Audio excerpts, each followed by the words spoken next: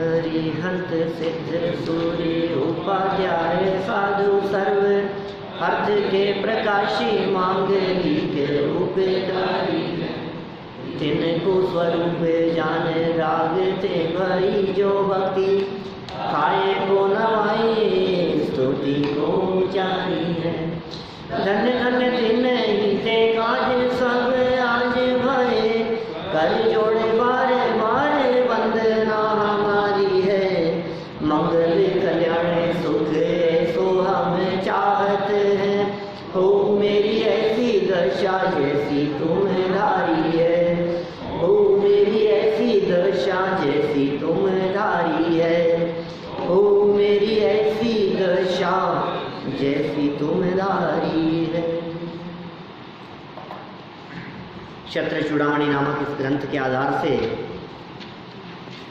गुण व्रत, शिक्षा व्रत और अणुव्रतों की चर्चा कर लेने के उपरांत यहाँ यह बतलाया कि किसान के द्वारा व्रत स्वीकार कर लिए गए, बाहर में कितनी भी प्रकार की अनुकूलताएं हों और कितनी भी प्रकार की प्रतिकूलताएं हों, लेकिन इस जीव का कर्तव्य तो एकमात्र आत्मा को जानना ही है। इसके अलावा और कोई कर्तव्य ही नहीं है इसका। जितने भी अनुकूल संयोग मिलते हैं वो पूर्ववृद्ध पुण्य के उदय से मिलते हैं। अनुकूलताएं, जितनी प्रतिकूलताएं होती है वो पाप के उदय से होती है। संयोगों में हमारी चलती नहीं है, पर पदार्थों में हमारा बस नहीं चलता।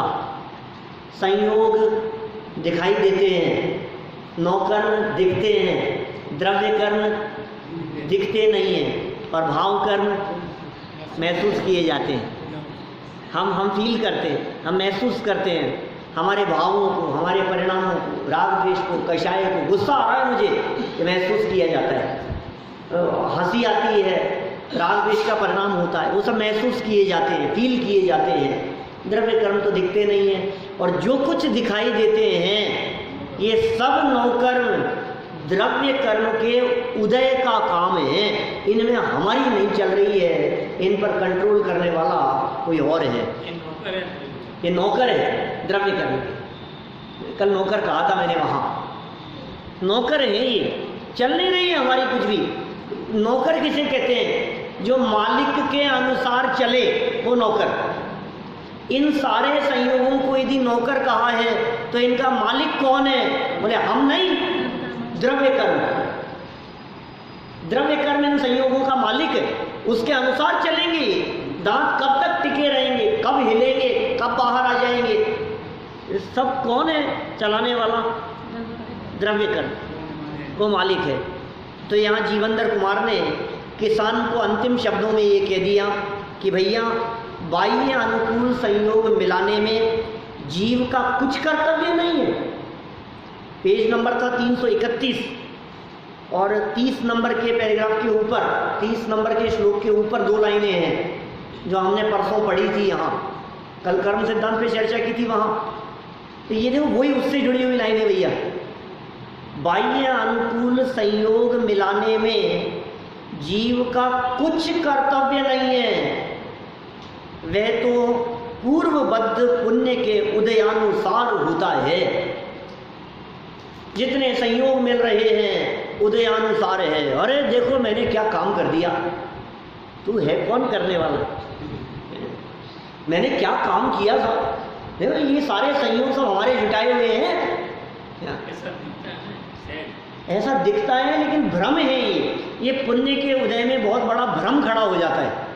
लक्ष्मी सिंह साहब, इतना बड़ा भ्रम खड़ा हो जाता है पुण्य के उदय में, इसको लगता है मेरी चल रही है, मेरी चल रही है, मैंने आदेश दिया ऐसा हो गया, मैंने ऐसा कहा ऐसा काम हो गया, देखो देखो मेरे अनुसार चलता हुआ दिखाई दे रहा है।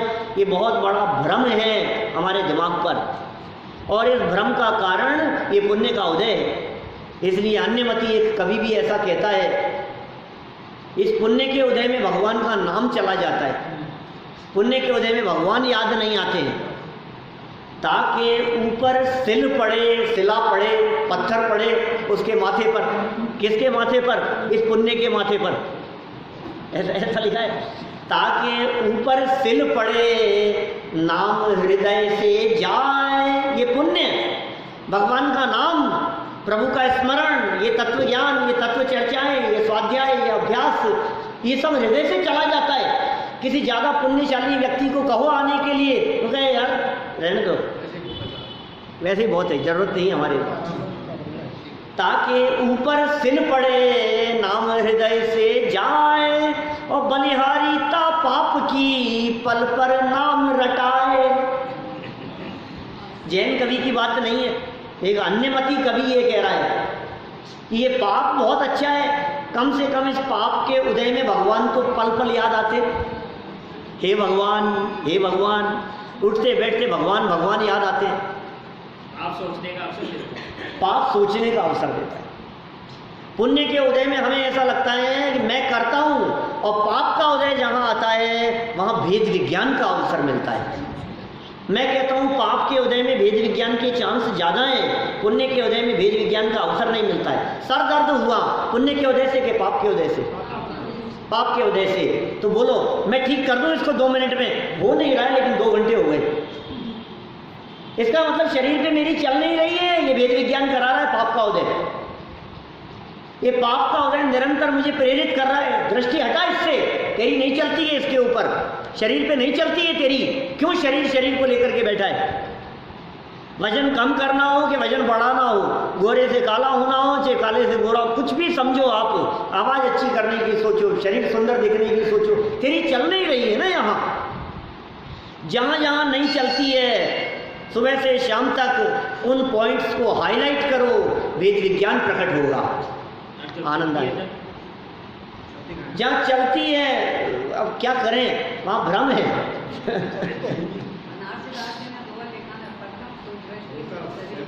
हाँ सही।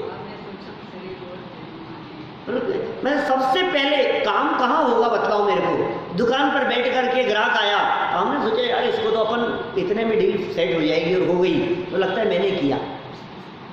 और जब नहीं हुई तो विचार करने का अवसर आता है। मैं कहता हूँ दिन भर में सैकड़ों प्रसंग ऐसे बनते होंगे जिन प्रसंगों में आपको ऐसे लगता होगा मैंने ऐसा कहा और ऐसा नहीं हुआ। आपको ऐसा लगता होगा मैं ऐसा करना चाहता था और ऐसा नहीं हुआ। मैं चाहता था, गर्मी बहुत है आज तो मौसम थोड़ा सा ऐसे लग रहा था सुबह से थोड़ी सी बारिश आएगी, आ जानी चाहिए, आई नहीं। वे एसी के सामने जाकर के बैठा और लाइट चले गई। मैं कहा ये क्या हो गया? नहीं, कितना सोचते हैं हम, ऐसा हो जाना चाहिए, ऐसा हो जाना चाहिए। जे जे जड़ चेतन की परिणति ते अनिवार्य परिणाम वैसे, तू वृथा षंड कर विकल्प यूं नहीं परिणाम ऐसे। क्या कितना सुंदर मार्मिक बात कही है, क्या लाइनें कैसे कैसे लड़ी में ऐसी पंक्तियां लिखी गई होंगी। जे जे जड़ चेतन की परिणति ते अनिवार्य, कंपलसरी जड़ की परिणति हो या चेतन की परिणति हो, अनिवार्य रूप से वैसे ही परिणमन करेगी। अनिवार्य रूप से एक एक पुद्गल का परिणमन जैसा अपनी स्वतंत्र योग्यता से होना होगा वैसा ही होगा। कितना सरल कह दिया। जे जे जड़ चेतन की परिणति ते अनिवार्य, अनिवार्य कोई निवारण नहीं कर सकता, इंदो बातें है जिनेंदो वा, ते अनिवार्य परिणाम वैसे। फिर हमारी क्या हालत है भैया? तू वृथा षंड कर विकल्प, मूर्खतापूर्ण विकल्प करता है, मूर्ख जैसे विकल्प करता है। तू वृथा बेकार के, षंड कर विकल्प, कैसे विकल्प करता है? यूं नहीं परिणामे ऐसे नहीं परिणमे, ऐसे परिणाम होना चाहिए था, ऐसा नहीं होना चाहिए, ऐसा हो जाना चाहिए था, ऐसा कर लेते तो अच्छा रहता। उन्होंने ऐसा क्यों नहीं किया? कल कार्यक्रम इतना लेट क्यों कर दिया? जल्दी हो जाना चाहिए था, इसका ऐसा हो जाना चाहिए था, इनको इतने बजे बंद कर देना चाहिए था, इनको पहले से व्यवस्था करनी चाहिए थी। अरे तू करता रहे, उस पदार्थ से पूछ परिणाम कैसा होना है। हाँ, क्रमबद्ध था। वस्तु का परिणमन अपनी योग्यता से होना था। एक एक वस्तु का परिणमन, क्या प्रोजेक्टर कब शुरू होना है, लाइट कब शुरू होनी है, पर्दा कैसा लगना है, किसका क्या होना है, कौन कब आना है, किस व्यक्ति को नीचे बैठना है, किस व्यक्ति के लिए कुर्सी नहीं मिलनी है, कौन खड़ा रहेगा, क्या क्या जो भी स्थिति है, ते अनिवार्य परिणाम वैसे, क्या गजब है भाई, ये अनिवार्य वैसे परिणमन कर रही है वस्तु।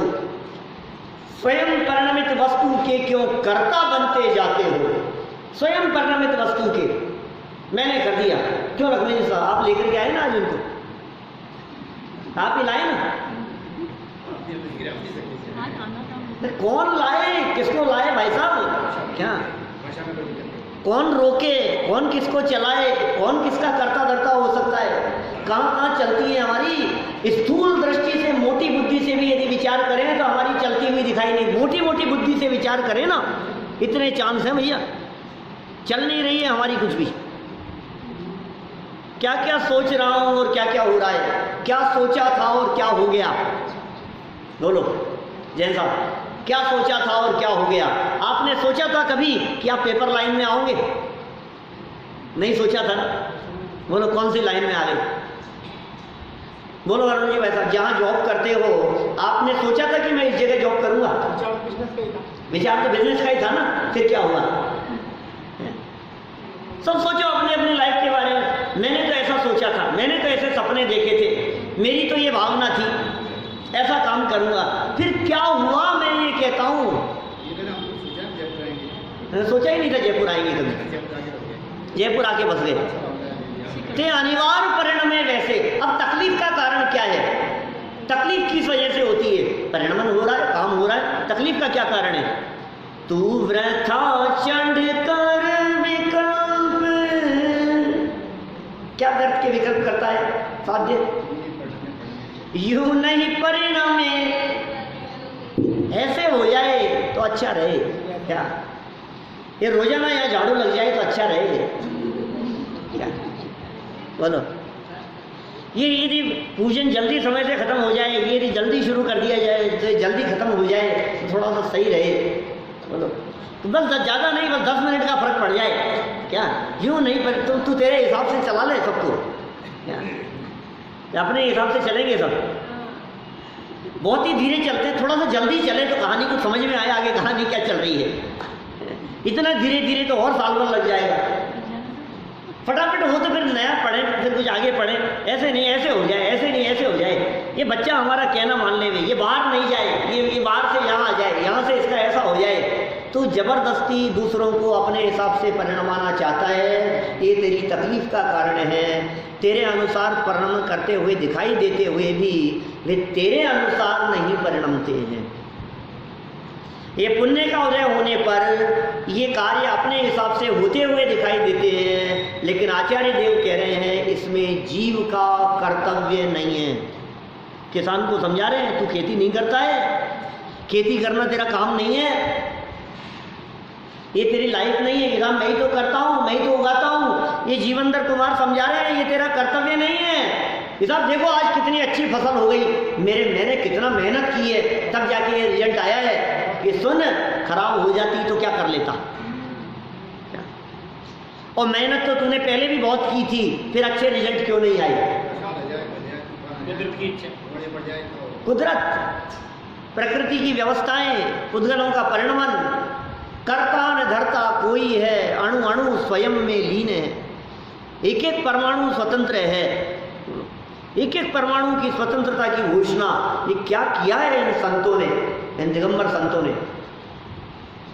जग को दे दी जग की निधियां, कुछ नहीं, कर्ता न धरता कोई है, क्या गजब बातें कह दी है सब। ये पुण्य का उदय है, जो तुझे ऐसा लग रहा है ये भाई अनुकूल संयोग है, सच्चाई क्या है, जीव का कुछ कर्तव्य नहीं है, जीव का नहीं है, मेरा तो है ना, अरे तू जीव है ये समझ में आ जाए जीव। हाँ क्या भैया, अरे जीव का कुछ कर्तव्य नहीं, इसमें आत्मा का कुछ कर्तव्य। अरे आत्मा की बात ऐसे करता है जैसे पराई बातें कर रहा हूँ, जैसे किसी और की चर्चा कर रहा हूँ, मेरा कुछ कर्तव्य नहीं है, इसमें मेरी चल नहीं रही है, मैं क्या करूँ, सहज रहो। ज्ञानी कहे सहज का धंधा,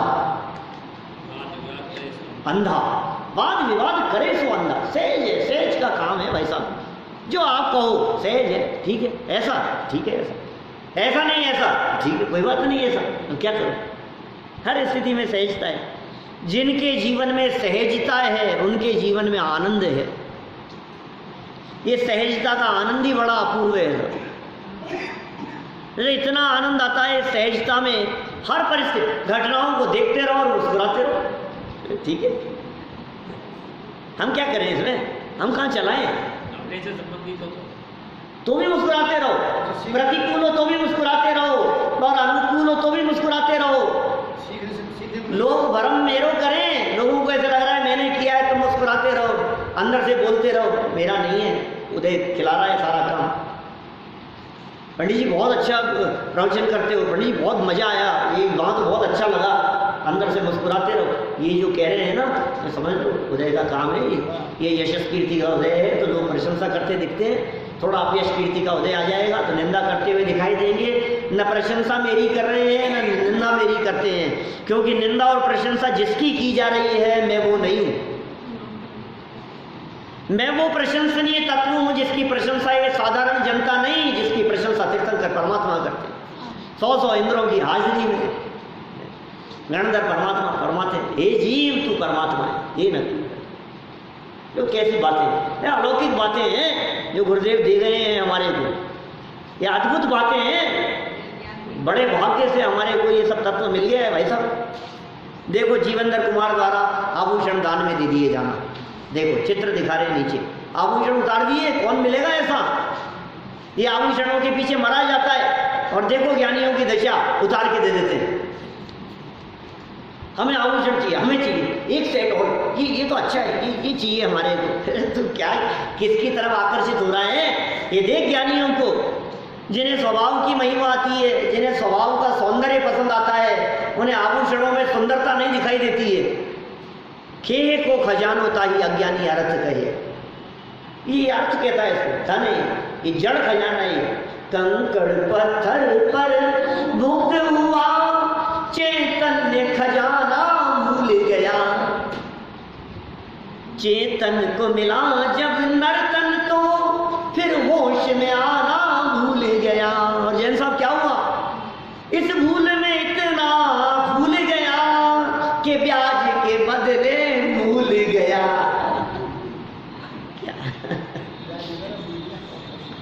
इस भूल में इतना भूल गया कि ब्याज के बदले भूल गया, चेतन को मिला जब नर्तन तो फिर होश में आना भूल गया। भूल गया, होश नहीं है इसको। कंकड़ पत्थर पर आकर्षित हो रहा है, चमकदार पत्थर दिखाई दे रहे हैं, हीरे माणिक मोती पत्थर ही तो है, चमकदार पत्थर है थोड़े से, प्रीशियस। फिर आगे क्या लगाता है? स्टोन। स्टोन है, इसको बाटे क्या? उसको अपनी भाषा में कहें, साधारण आड़ू भाषा में तो ये कहेंगे बाटे ही है, और क्या है? पत्थर ही तो है, थोड़े चमकदार है, प्रीशियस कह देते हैं। डायमंड क्या है बतलाओ मेरे को? रूबी क्या है? पत्थर ही तो है।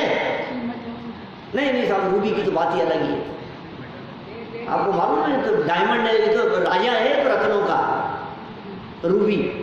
फिर एमराल्ड की बात करो, सफेद, क्या एक से एक साथ देखो आप, कुछ नहीं है।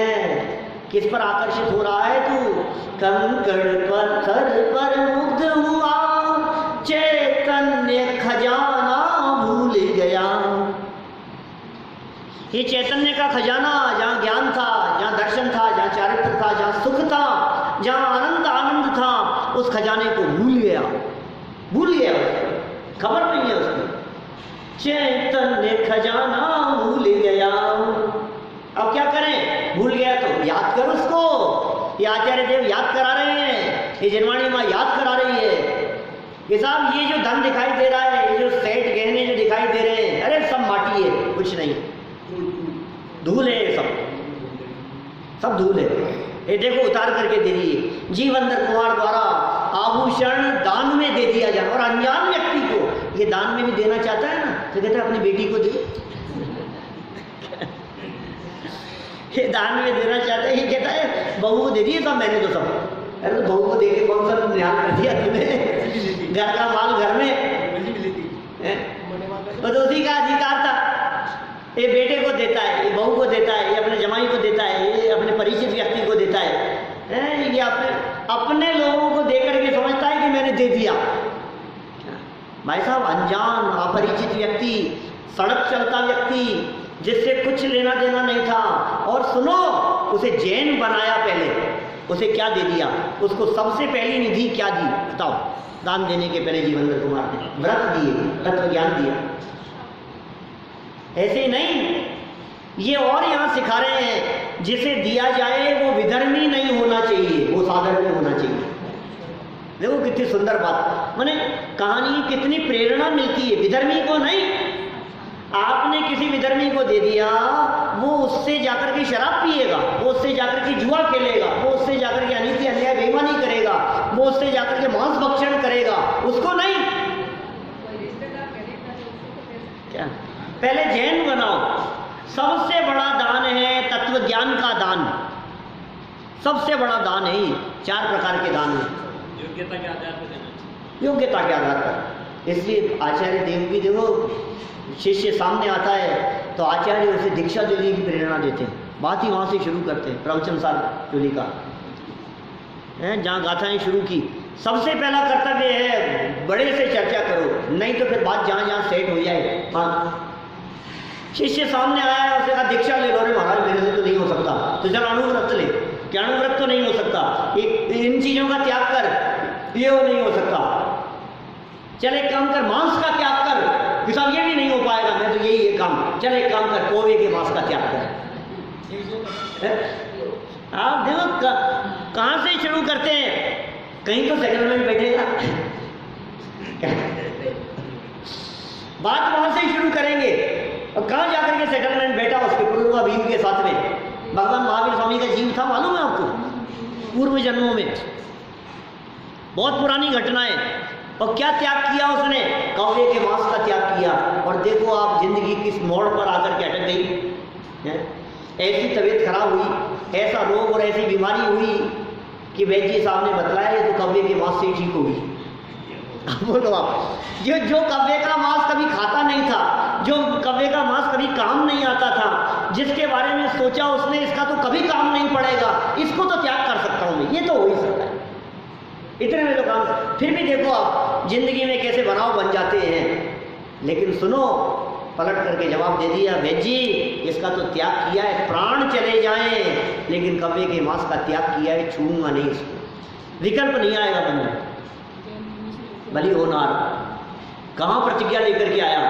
तो ये कह रहे हैं सबसे पहले प्रतिज्ञा दिला दी, जैन बना दिया उसे, अष्टमूल गुण याद दिला दिए, याद करा दिए, जैन बन गया, व्रती हो गया, व्रती श्रावक हो गया कि सुनो अब तुम व्रती तो हो गए, अब हम तुम्हें ऐसी चीज देते हैं जिससे तुम धर्म ध्यान आसानी से कर सको, ये लो पैसा हमारी तरफ से हमने दे दिया तुम्हारे को दान, तुम्हारी आराधना बराबर चलती रहे, जो व्रत तुमने यहाँ अंगीकार किए हैं, तुम्हारा स्वाध्याय, तुम्हारा धर्म ध्यान, ये सब कुछ चलता रहे। लो गहने उतार करके दे दिए उस गरीब किसान को। ये दान देने की परिस्थिति। वैसे देते तो क्या होता, पता नहीं क्या करता वो, उनका भोगों में लगा रहता, एक खेत और खरीद लेता। अब क्या करेगा? शांति से अपना धर्म ध्यान करके जीवन यापन करेगा। सुनो कहानी पढ़ते हैं आगे, 30 नंबर का श्लोक पढ़ते हैं। अत्यादरात्रि जाहार्य ममुष्मै दान विद्ददौ, नादाने किंतु दाने ही सताम तुष्यति मानसम। नीचे देखिए, चित्र में तो दिख रहा है गहने देते हुए किसान का कितना सुंदर रूप दिखा रखा है। इधर हल रखा है किसान के पास में, पता है आपको? नीचे राइट साइड, लेफ्ट साइड में, किसान के राइट में हल रखा हुआ है, हल चलाने वाला। कहीं बेचारा उदास चित्त से जा रहा था, कहीं सामने दिख गए जीवेंद्र कुमार और ये उतार करके दे दिए गहने। दान के ज्ञाता उन जीवेंद्र कुमार ने अत्यंत आदर से अपने आभूषण उस किसान को दिए। देखो इसमें भी अत्यंत आदर शब्द कहकर के कुछ विशिष्ट बात कहना चाहते हैं। दान सामने वाले व्यक्ति को ऐसा जान करके न दिया जाए कि ये है क्या मेरे सामने, ले कोई बात नहीं, ऐसे नहीं भाई साहब। जिसको दिया जा रहा है उसको बहुमान से दो, जिसको दिया जा रहा है उसके प्रति आदर होना चाहिए, जिसे दिया जा रहा है उसके प्रति बहुमान का भाव होना चाहिए। नॉर्मली होता क्या है, देने वाला व्यक्ति अपने को तो महान समझता है और लेने वाले व्यक्ति को तुच्छ समझता है। चल ठीक है यार, तुम्हें क्या याद रखेगा, चल 2000 लेने आया था 2500 ले जा। क्या अपन भी सोचते हैं चल कोई बात नहीं, खुद ऊंचा होना चाहता है। नहीं भाई, आदर का भाव आना चाहिए, बहुमान के भाव से उस किसान को दिया है। माने वो किसान, उसके प्रति बहुमान का भाव क्यों, जिसने जैन कुल अंगीकार किया है। बहुमान का भाव क्यों, व्रत अंगीकार किए। बहुमान का भाव क्यों, मोक्ष मार्गी हो गया है। बहुमान का भाव इसलिए अल्पकाल में सिद्ध बनने वाला है, इसलिए बहुमान का भाव है उसके प्रति। सिद्ध बनेगा, अब तो दोनों एक ही पद के प्रतीक हो गए ना, ये तो किसान है, ये भी सिद्ध बनेगा और हम भी मोक्ष मार्गी हैं। दोनों में से पता नहीं कौन पहले चला जाए। और भावी सिद्धों को भी वंदन तो किया ही जाता है। देखो, अपने आभूषण उस किसान को दे दिए। निश्चय से सज्जन पुरुषों का हृदय दूसरों को दान देने में ही संतोषित होता है, न कि दूसरों से दान लेने में। लेने वाला व्यक्ति महान नहीं है क्या, संतोष तो देने में आता है। इसको लेकर के संतुष्टि मिलती है, इसको बढ़ाने में संतुष्टि मिलती है। और बढ़ गया, जैसे जैसे धन बढ़ता चला जाता है वैसे वैसे चित्त प्रसन्न होता चला जाता है। और ज्ञानी जीव जैसे जैसे संपदा घटती है, देते हैं, वैसे वैसे प्रसन्न होते हैं। इतना वजन और कम हुआ माथे से इतना वजन और कम हुआ, इतना परिग्रह और खत्म हो गया। हमने ऐसे ऐसे लोग देखे हैं, बड़े मकानों को छोड़ करके छोटे मकान में आकर के रहने लगे। क्या बात कर रहे हैं ऐसे?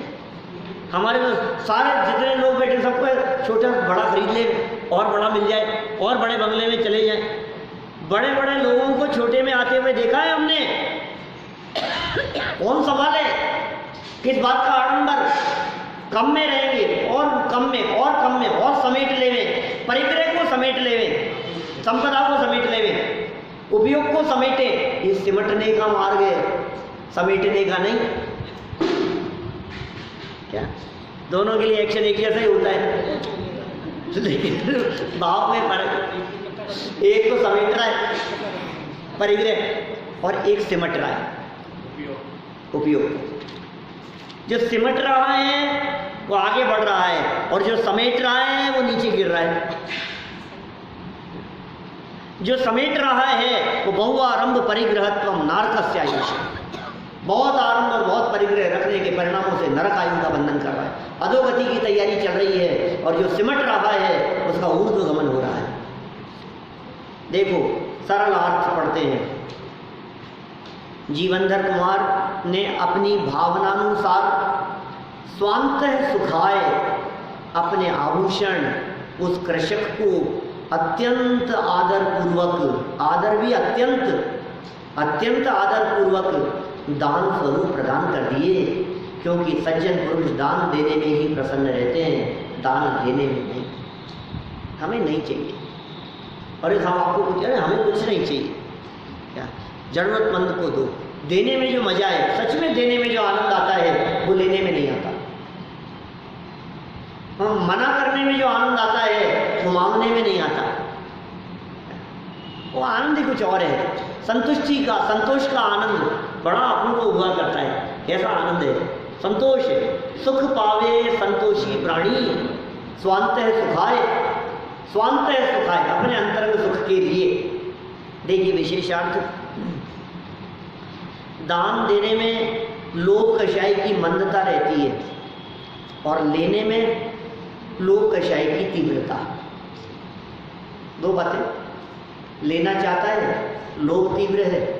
देना चाहता है, लोभ थोड़ा सा मंद हुआ है। सज्जन पुरुष तो कषाय के अभाव की ही भावना रखते हैं। सज्जनों की भावना कषायों के अभाव की है। लोभ हो चाहे क्रोध हो, मान हो चाहे मायाचार हो। देखो, गुस्सा तो सारा जगत कषाय समझता है, मान भी तो कषाय और एक भाव कितने शांत है, अरे शांत है, अभिमानी है, मान कषाय की वजह से दे रहे। गुस्सा तो हमने इनके चेहरे पर ही नहीं देखा, गुस्सा तो नहीं देखा, लोग कितना बैठा हुआ है, मायाचारी कितनी बैठी हुई है, गुस्सा ही कषाय है क्या? कोई व्यक्ति गुस्सा नहीं करता हुआ दिखता है तो हमें शांत दिखाई देता है, लेकिन अंदर में कितना मायाचार है, अंदर में कितना लोभ है, अंदर में कितना अभिमान है, वो कषाय नहीं दिखाई दे रहा है हमारे। लोभी व्यक्ति कषाय नहीं है क्या? अभिमानी व्यक्ति कषाय नहीं है क्या? छल कपट मायाचार करके इकट्ठा करना चाहता है, ये कषाय नहीं है क्या? ये तीव्र कषाय नहीं है क्या? गुस्सा ही दिखता है। क्रियाओं से नहीं, परिणामों से। परिणामों से, क्रियाओं से बिल्कुल नहीं है, बिल्कुल क्रियाओं से नहीं है। कषाय तो परिणाम से संबंध रखने वाली, चारित्र मोहनी कर्म का उदय और उस उदय जन्य होने वाले परिणाम, ये कषाय द्रव्य कर्म है, भाव कर्म है कि नौ कर्म है? बोलो।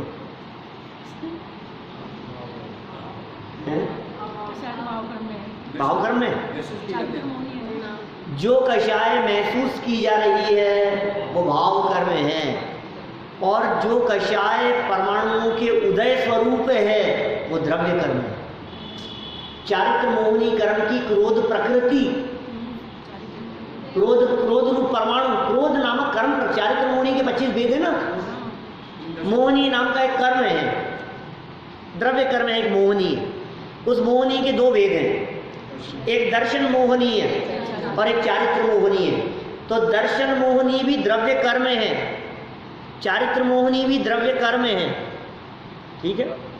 उनको यदि कर्म रूप देखते हो, परमाणु रूप, तब तो वे द्रव्य कर्म है, और उनके उदय में होने वाले जीव के परिणाम रूप देखते हो तो भाव कर्म है। जो जीव के विचार चिंतन स्वरूप है वो भाव कर्म है। सुनो, ये भावों का संबंध, जो बाहर में भाव दिखते हैं उस समय नियम से उस कर्म प्रकृति का उदय होता है। ध्यान है ना, छोटी सी स्टोरी, सड़क चलते बालक की, सब जानते हैं, कितनी बार तो सुनाता रहता हूँ। कोई बात नहीं, दोबारा सड़क चलता एक बालक, 3-4 साल का बालक होगा, उंगली पकड़ करके मम्मी पापा के साथ में रोड पर जा रहा था। रोड पर चलते चलते छोटे छोटे बच्चे होते हैं ना, उंगली छुड़ा करके आगे भागते, आगे भागने लगा। आगे भागते भागते क्या हुआ जैन साहब, एक केले के छिलके पर पाँव रखा और पैर फिसल गया। पैर फिसल गया तो बच्चा रोने लगा।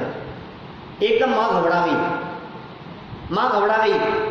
पास में बाइक पर कुछ लड़के बैठे थे, उसी घटना को देख करके हंसने लग गए, और इसी घटना को देख करके पिताजी को गुस्सा आया, एक खींच के चांटा मारा, नालायक भागता है। देखो घटना एक के हृदय में भय है, एक के क्रोध दिखाई दे रहा है, तो कुछ के हाथ से दिखाई दे रहा है। इनको हंसी क्यों आई, इसको गुस्सा कैसे आया, और इनको भय कैसे आया? जिसने जैसा किया हो तो सुनो तो सही, अंदर में उसके उस जाति के कर्म प्रकृति का उदय भी है, जिसलिए बाहर में भयभीत होता हुआ दिखाई दे रहा है। इसका मतलब अंदर में नियम से भय नामक कर्म प्रकृति का उदय चल रहा है।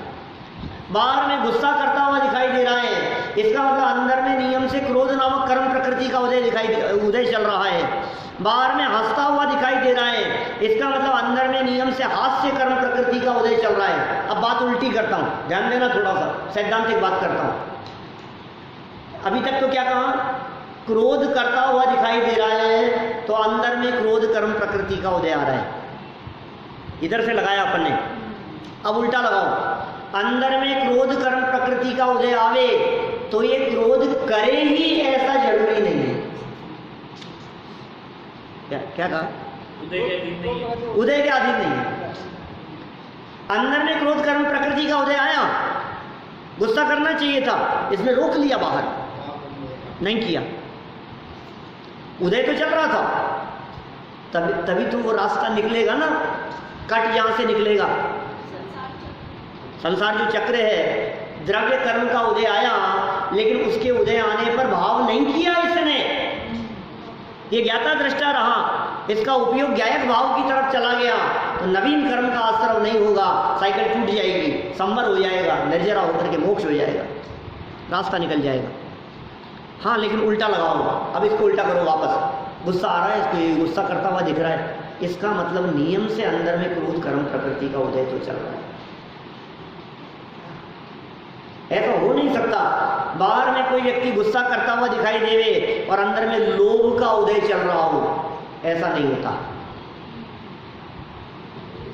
अंदर में क्रोध, देखो ये कर्म प्रकृतियां हैं अंदर में इस तरह की अपनी बांधी हुई है। चारित्र कषायोदयात तीव्र परिणाम चारित्र मोह से, एक सूत्र दिया इस तरह का तत्पर सूत्र में, कषाय के उदय से होने वाले तीव्र परिणाम वो चारित्र मोहनी कर्म के उदय से हो रहे हैं, और उसमें नया चारित्र मोहनी कर्म बांध रहा है, गुस्सा करके, अभिमान करके, मायाचार करके, छल कपट करके सब बांधता रहता है। यहाँ देखो क्या हुआ, कषायों की बात की इन्होंने, लोभ कषाय की मंदता कहाँ है भाई साहब, साथ दीजिए। लोभ कषाय की मंदता कहाँ है? दान देने में। दान दे रहा है, इसका मतलब पैसा निकला जेब से, धन निकला, धन दान दिया तो उसके प्रति आसक्ति कम हुई, लोभ कम हुआ। और लेने वाले व्यक्ति, कोई व्यक्ति किसी को दे रहे थे क्या, उन्होंने उनको दिया तो उन्होंने क्या किया, अपना लोभ कम किया, ठीक है। और ये बगल में खड़ा हुआ व्यक्ति सोच रहा था यार इसको इतना दे दिया, थोड़ा सा मुझे दे देते क्या, तो इसने क्या किया कि लेने की भावना रखने वाले ने लोभ किया, देने की भावना रखने वाले ने लोभ को कम किया, उसने कषाय को कम किया, इसने कषाय को बढ़ाया।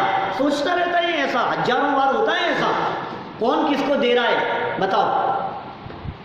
ये लाए भैया, यहाँ ये टेबल लाए यार, एक हमारे लिए भी आते क्या, ये क्या सोच रहा है, किसी ने किसी को दिया, बोलो अब किसी व्यक्ति को पैसे दिए आपने, 5 करोड़ रुपए दिए हैं, उन्होंने लौटाए नहीं और आपने कदाचित माफ कर दिया उनको, ठीक है यार रहने दो कोई बात नहीं, आपके पास में 500-700 करोड़ थे, 5 करोड़ किसी ने लेकर के आपको मना कर दिया तो आपने चल ठीक है रहने दे।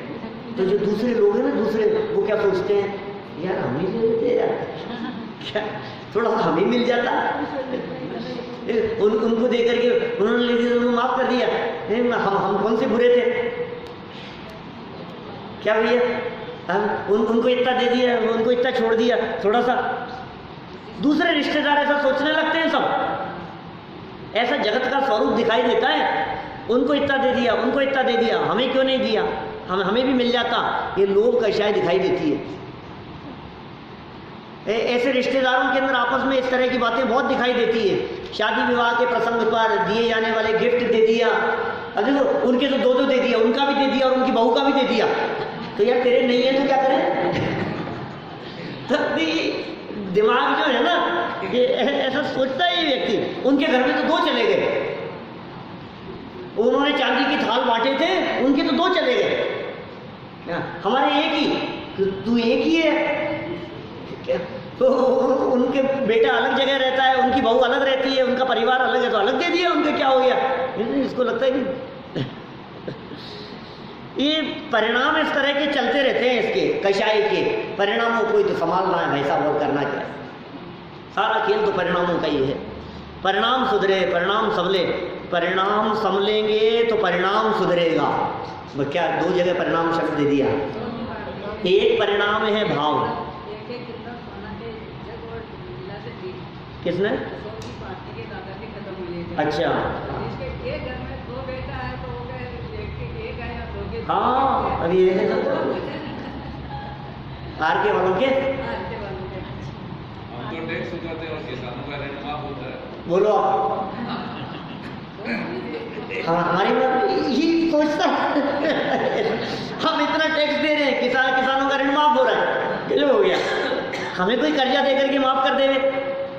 भाई साहब सारा खेल भावों का है, परिणाम से ही बंद है और मोक्ष भी परिणाम से, ये जान कर हे भव्य जन परिणाम को पहचान। योग सार योगेंद्र देव की गाथाएं हैं।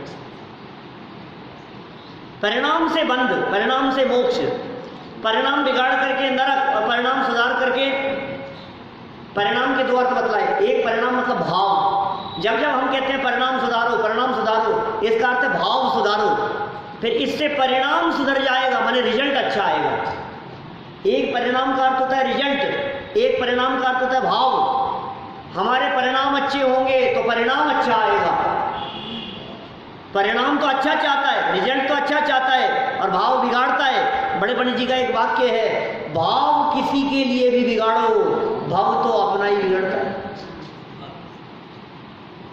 उसके लिए भाव बिगाड़े, बच्चे के लिए भाव बिगाड़ रहा है, बहुओं के लिए भाव बिगाड़ रहा है, दूसरों के लिए भाव बिगाड़ रहा है, पड़ोसी के लिए भाव बिगाड़ रहा है कि सुन तूने उसके लिए जरूर बिगाड़े हैं, लेकिन बिगड़ा किसका है?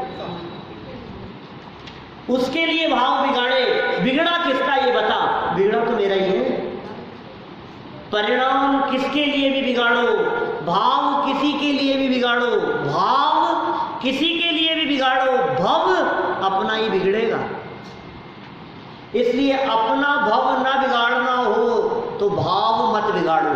ये पूंजी है हमारी। हमने कही थी ना एक दिन, शायद यही तो कही थी, उपयोग वो संपदा है तुम्हारी, उसकी वैल्यू है। एक दिन कही थी, 2-5 दिन में कही है, भी कहीं बात यही कही है। समय उसकी वैल्यू नहीं समझ में आ रही। ये उपयोग जो संपदा है हमारी, ये बर्बाद हो रहा है टीवी में, ये बर्बाद हो रहा है न्यूज़पेपर में, ये बर्बाद हो रहा है विषय कषाय की चर्चाओं में। ये उपयोग रूपी संपदा खर्च हो रही है। कहाँ कहाँ खर्च कर रहा है बताओ? देखने में, इधर उधर घूमने फिरने में। क्या बर्बाद कर रहा है? ये सोच रहा है बहुत पैसा है, लगने दो, मजा आ रहा है। कि मजा नहीं आ रहा है, तेरी असली संपदा लुट रही है, ज्ञान लुट रहा है। भव विकट वन में करम बैरी, ज्ञान धन मेरो हरियो। बोलो क्या हर लिया गया? क्या चोरी चला गया भैया? कुछ चोरी जा रहा है, पता है आपको? किसी चीज की चोरी हो रही है जैन साहब? नहीं, कोई चोरी नहीं। हमने कही भी चोरी पहले हुई थी साहब, 10-12 साल पहले एक बार चोरी हुई थी हमारे यहाँ दुकान में। अभी तो कोई चोरी नहीं हो रही है। अरे निरंतर चोरी हो रही है, निरंतर चोरी हो रही है। भव विकट वन में कौन चुरा रहा है? करम बैरी। ये क्या चुरा लिया? ज्ञान धन मेरो हरियो। ये ज्ञान रूपी धन को ये कर्म रूपी चोर चुरा रहे हैं। विषय चोर बहु फिरत हैं, सर्वस लूटे सुध नहीं। ये विषय रूपी चोरों ने सब कुछ लूट लिया, कुछ सुध नहीं है। कुछ सुध बुध नाही रही है, मिथ्या मति छाए गई है। कुछ सुध बुद्धि नहीं रही, ये मिथ्या मति छाए रही है। लुट रहा है, प्रति क्षण लुट रहा है, प्रति क्षण बर्बाद हो रहा है, प्रति क्षण तेरी ज्ञान संपदा लूटी जा रही है, प्रति क्षण तेरा वैभव लुट रहा है। ये ज्ञान ध्यान और तेरा उपयोग ये संपदा लुट रही है, और ये समझ रहा है मैं संपन्न हो रहा हूँ, मैं संपन्न हो रहा हूँ। अरे साहब आपको पता नहीं है 10 साल में मैंने कितना कमा लिया, कितना कमा लिया, लुट गया 10 साल में। 10 साल लुट गए तेरे, 10 साल बर्बाद चले गए। ये ध्यान नहीं जाता है हमारा। ये कषायों को जीतो, ये कह रहे हैं। चलो पैराग्राफ पूरा करते हैं अपन। यहाँ 10 साल बर्बाद कर दिए, ये जीवन बर्बाद जा रहा है। सज्जन पुरुष तो कषायों के अभाव की ही भावना रखते हैं। विशेषार्थ की तीसरी लाइन, यदि कषायों का अभाव करने रूप उत्कृष्ट सर्वोत्कृष्ट कार्य नहीं बन पाए तो कषायों की मंदता को ही अपेक्षाकृत अच्छा मानते हैं सज्जन पुरुष। भाई पुरुषार्थ तो कषायों के अभाव का करते हैं, और कषायों का अभाव न हो पाए तो कषायों की मंदता को अच्छा मानते हैं। नष्ट नहीं हो तो मंद तो हो, मंद होगी तो फिर नष्ट भी होगी। सोचो मंदता में इतना आनंद है तो नष्ट होने का आनंद कितना होगा। अतः दान देने में प्रसन्नता का अनुभव करते हैं। सज्जनों की प्रशस्त कार्यों में दान देने की प्रवृत्ति से ही जगत में अनेक परोपकारी करने वाली बड़ी बड़ी संस्थाएं चल रही है। ये सज्जनों की जो वृत्ति है ना, परोपकार होना चाहिए, दान दिया जाना चाहिए। खूब विद्यार्थी पढ़ें, खूब बालकों में प्रचार प्रसार हो, खूब शिविर लगे, खूब आयोजन हो। ये जो सज्जनों की इस प्रकार की भावना रहती है, सज्जनों की इस भावना के फलीभूत होकर के ही जगत में इस तरह के अच्छे अच्छे काम होते हुए दिखाई देते हैं। आखिर कैसे इतने बड़े बड़े काम हो रहे हैं दुनिया में, कितने ऐसे बड़े बड़े मंदिर बन रहे हैं, विशाल मंदिर बन रहे हैं, कैसे विद्वान तैयार हो रहे हैं, कैसे इस तरह के शिविर, आयोजन, पंच कल्याण, विधान, अनुष्ठान ये कैसे हो रहे हैं? सज्जनों की भावना स्वरूप हो रहे हैं।